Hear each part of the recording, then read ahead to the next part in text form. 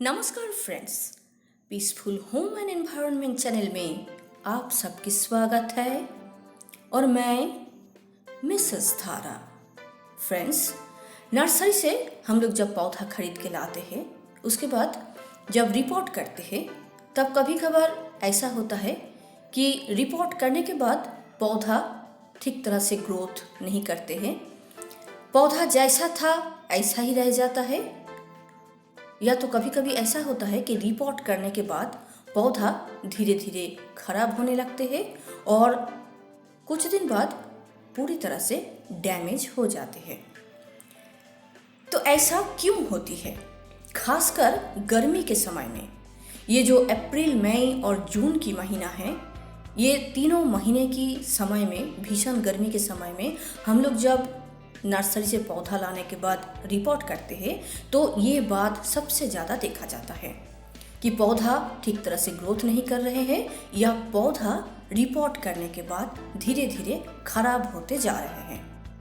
तो ऐसा क्यों होती है और किस तरह से रिपोर्ट करने से पौधे की ग्रोथ अच्छी होगी भीषण गर्मी में भी, और इस भीषण गर्मी में भी पौधा बिल्कुल भी खराब नहीं होगी, यही बात आज की वीडियो में मैं डिटेल में बताऊंगी। लेकिन उसके पहले बोलूंगी, अगर आप चैनल में नए फ्रेंड हैं तो प्लीज़ चैनल को सब्सक्राइब करके बेल बटन जरूर दबा दीजिए ताकि मेरी हर इन्फॉर्मेटिव वीडियो आप तक पहुंच सके। और अगर वीडियो अच्छे लगे तो अनुरोध है लाइक और शेयर जरूर कीजिए।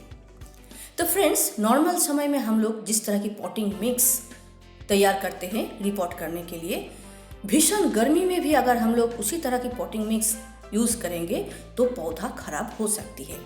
इसलिए आज ये गुड़हल का पौधा मैं आपको रिपोर्ट करके दिखाऊंगी कि किस तरह से इस भीषण गर्मी के समय में पॉटिंग मिक्स तैयार करना चाहिए नर्सरी से लाने के बाद पौधे को रिपोर्ट करने के लिए। और इस तरह की मिट्टी में अगर हम लोग पौधे को रिपोर्ट करेंगे तो पौधे की ग्रोथ बहुत अच्छी होगी, एक भी पौधा आपका खराब नहीं होगा। तो सबसे पहले एक ठिकरी से मैंने गमले की छेद को यहाँ पर बंद कर लिया है। अभी बात करेंगे मिट्टी की।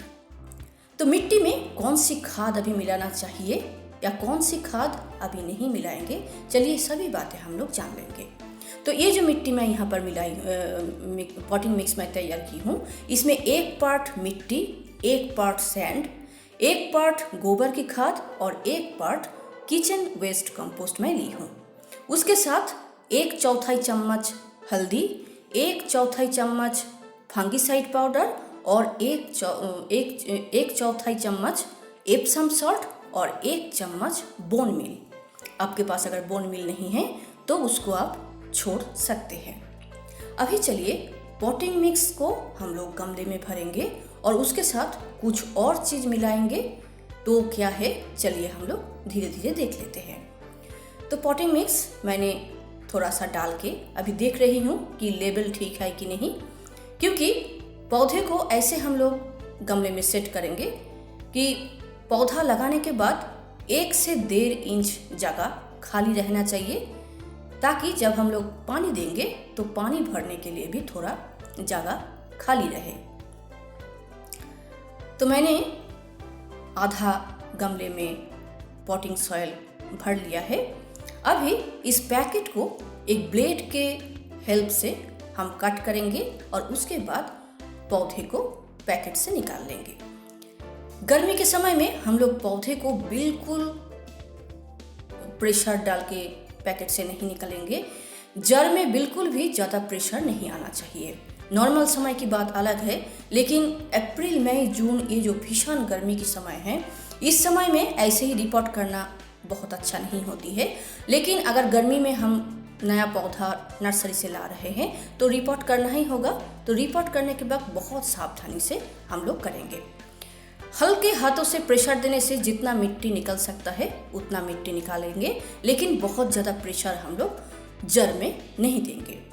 तो थोड़ी थोड़ी मिट्टी ऊपर से जो निकल रही है हल्के हाथों से दबाने से, तो वही मिट्टी हम निकाल के यहाँ पर पौधे को लगाएंगे।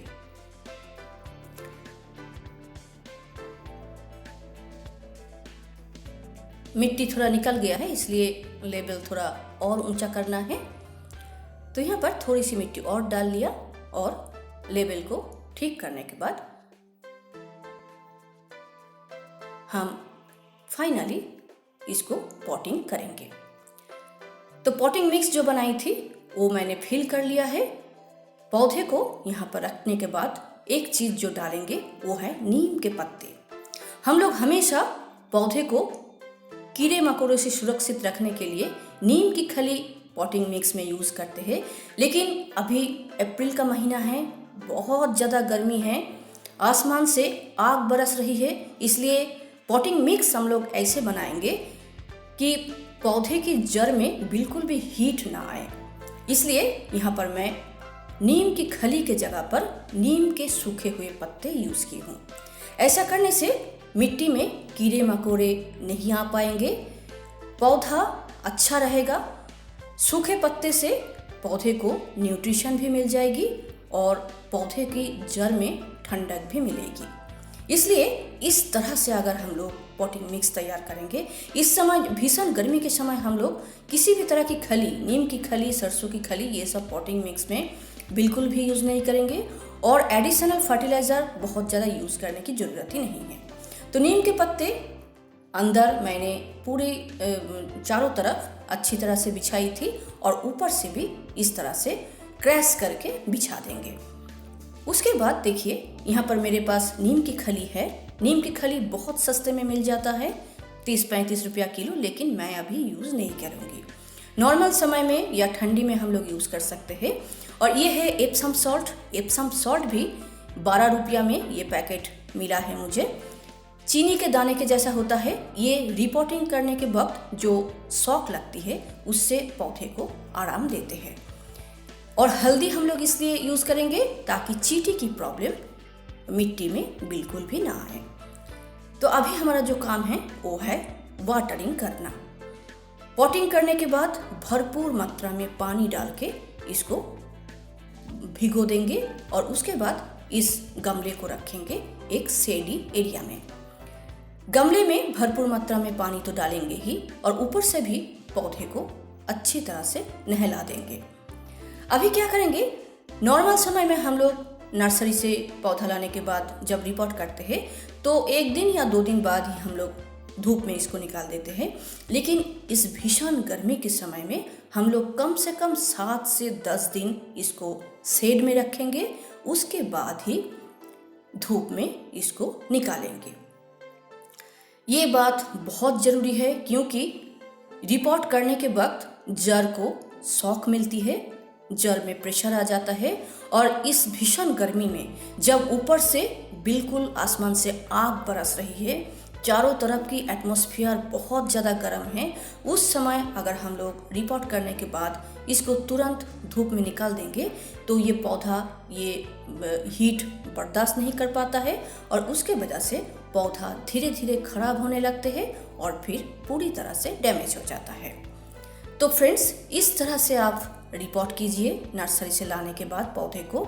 और अगर आपके पास बालू नहीं है तो बालू के जगह पर पॉटिंग मिक्स में आप कोकोपीट यूज़ कर सकते हैं या गोबर की खाद या किचन कंपोस्ट के जगह पर आप वर्मी कंपोस्ट या लीफ कंपोस्ट भी यूज़ कर सकते हैं। आपके पास जो है वही आप यूज़ कर सकते हैं। सिर्फ किसी तरह की खली आप यूज़ ना कीजिए। और ये रिपोर्ट करने के बाद हम लोग छायादार जगह पर रख देंगे। 7 से 10 दिन बाद हम लोग इसको धूप में निकालेंगे और 15 दिन के बाद से हम लोग तरल खाद डालना शुरू करेंगे। तरल खाद आपके पास जो है वही आप डालेंगे। सरसों की खली के तरल खाद भी आप डाल सकते हैं। बहुत लोग बोलते हैं कि गर्मी में सरसों की खली की तरल खाद नहीं डालना चाहिए, लेकिन मैं 12 महीना सरसों की खली की तरल खाद यूज़ करती हूँ अपने गार्डन में। गर्मी में किस तरह से सरसों की खली की तरल खाद तैयार करना चाहिए ताकि पौधे को बिल्कुल भी नुकसान ना हो, इस बारे में एक वीडियो हम बहुत जल्दी देंगे। तो फ्रेंड्स, आज इतना ही। नमस्कार।